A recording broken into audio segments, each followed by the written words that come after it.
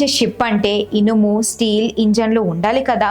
కానీ ఒక్క మేకు కూడా లేకుండా కేవలం తాళ్లతో కుట్టిన షిప్ను మన ఇండియన్ నేవీ తయారు చేసింది.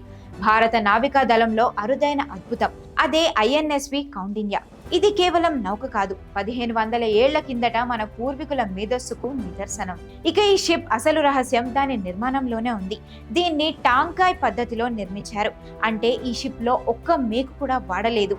టేక్ చెక్కల ప్లాంక్ ను కొబ్బరి పీచుతో చేసిన తాళ్లతో ఒక బట్టను కుట్టినట్లుగా కుట్టారు. దీనికి న్యాచురల్ గ్లూ, నూనెలను పూసి నీళ్లు షిప్ లోపలికి పోకుండా సీల్ చేశారు. మరి ఇది విరిగిపోదా అన్న డౌట్ మీకు రావచ్చు. అక్కడే ఉంది అసలు కిటుకు. అలల తాకిడికి ఈ షిప్ విరగదు, విల్లులాగా వంగుతుంది. ఇది ఇప్పుడు తయారు చేసిన టెక్నాలజీ కాదు, చాలా ప్రాచీనమైనది. దీని డిజైన్ అజంతా గుహల్లోని 5వ శతాబ్దపు పెయింటింగ్స్ ఆధారంగా రూపొందించారు. నాటి కంబోడియా దేశానికి మొట్టమొదటిసారిగా వెళ్లిన భారతీయ సేలర్ కౌండిన్య పేరునే దీనికి పెట్టారు. గాలి డైరెక్షన్ ను బట్టి తెరచాప అంటే సెయిల్ సహాయంతో ఈ షిప్ ప్రయాణిస్తుంది.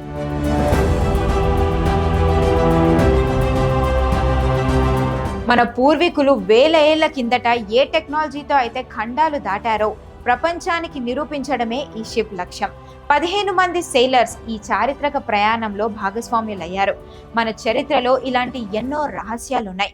ఐఎన్ఎస్వి కౌండిన్య ఆ అద్భుత రహస్యాలను మళ్ళీ మన కళ్ళ ముందుకు తీసుకొని వచ్చింది. మరి మన పూర్వీకులు అప్పట్లోనే ఉపయోగించిన ఈ టెక్నాలజీ గురించి మీరేమనుకుంటున్నారో కామెంట్ చేయండి.